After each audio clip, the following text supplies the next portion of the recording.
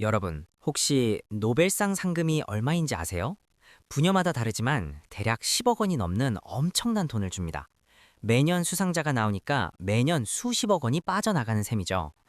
그런데 여기서 진짜 미스터리한 일 벌어집니다. 1901년부터 시작해서 무려 120년이 넘는 시간 동안 그렇게 돈을 펑펑 썼는데도 노벨재단의 금고는 줄어들기는커녕 오히려 자산이 3배 이상 불어났다는 사실입니다. 도대체 이게 어떻게 된 일일까요? 그들이 무슨 마법을 부린 걸까요? 아니면 어디서 몰래 돈을 찍어내는 걸까요? 아닙니다. 그들은 딱 하나의 투자 원칙을 목숨처럼 지켰을 뿐입니다. 바로 원금을 건드리지 않고 영원히 돈이 마르지 않는 기적의 공식 4%의 룰입니다. 오늘 이 영상을 끝까지 보시면 여러분은 단순히 돈을 모으는 방법을 넘어서 죽을 때까지 통장에 돈이 꽂히는 노벨재단의 현금 복사 시스템을 훔쳐가게 되실 겁니다. 자, 본론으로 들어가기 전에 여러분의 솔직한 고민부터 이야기해 봅시다.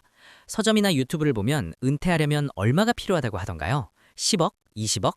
심지어 강남 아파트 한 채 값인 30억은 있어야 숨만 쉬고 살 수 있다고 겁을 줍니다. 이런 이야기를 들으면 어떤 생각이 드시나요? 아, 이번 생은 틀렸구나.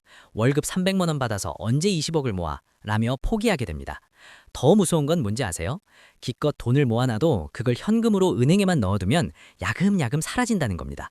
물가는 매년 오르는데 내 돈의 가치는 떨어지니까요. 열심히 일해서 모은 돈을 곶감 빼먹듯 하나씩 빼먹다가 나중에는 빈털터리가 되어 비참한 노후를 맞이할 수도 있다는 공포. 이게 우리가 투자를 망설이는 진짜 이유 아닙니까? 하지만 걱정하지 마세요. 오늘 제가 말씀드릴 4%의 룰과 25배의 법칙만 알면 그 막연한 20억이라는 숫자가 아주 현실적이고 만만한 숫자로 바뀔 겁니다. 자, 미국의 전설적인 재무 분석가 윌리엄 벤젠이 발견한 이 4%의 룰은 아주 간단하지만 강력합니다. 주식과 채권 같은 자산에 돈을 묻어두고 매년 전체 자산의 딱 4%만 꺼냈으면 물가 상승률을 감안하더라도 원금이 30년 이상, 아니 사실상 영원히 유지된다는 통계적인 공식입니다.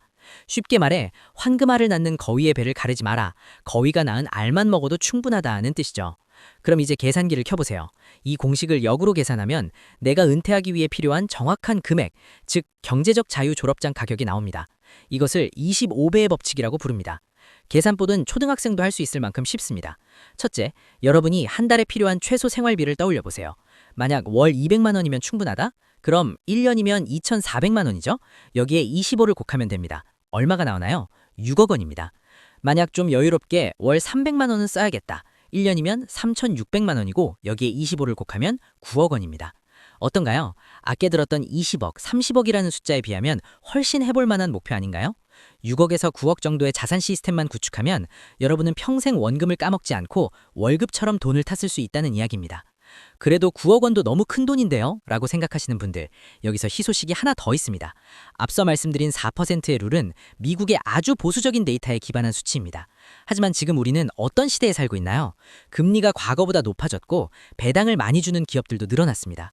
특히 우리나라 상황을 고려하면 4%보다 조금 더 공격적인 5에서 6% 인출 전략도 충분히 가능합니다. 만약 수익률을 6%로 잡고 계산하면 어떻게 될까요? 월 300만 원을 쓰기 위해 필요한 돈이 9억 원에서 6억 원으로 확 줄어듭니다. 부부가 합심해서 혹은 10년, 20년 장기 계획을 세워서 6억 원을 모은다? 이건 정말 해볼 만한 싸움이 되는 겁니다. 물론 주식시장은 오르락내리락 합니다. 때로는 마이너스가 날 수도 있죠. 그래서 많은 분들이 두려워합니다. 하지만 기억하세요. 노벨재단이 120년을 버틴 비결은 타이밍을 맞춘 게 아니라 시간을 믿었기 때문입니다. 등산을 할 때 오르막이 있으면 내리막이 있듯이 자본주의 시장은 우상향한다는 믿음을 가지고 시스템에 돈을 묻어두는 것, 그게 핵심입니다. 결국 부자와 평범한 사람의 차이는 딱 하나입니다. 평범한 사람은 돈을 모아서 쓰려고 합니다. 하지만 진짜 부자들은 돈을 모아서 시스템을 만듭니다. 돈이 내 대신 일하게 만드는 시스템 말이죠.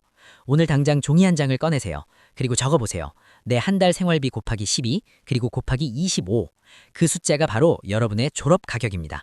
이 목표가 생기는 순간 지루했던 저축이 게임처럼 즐거워질 겁니다.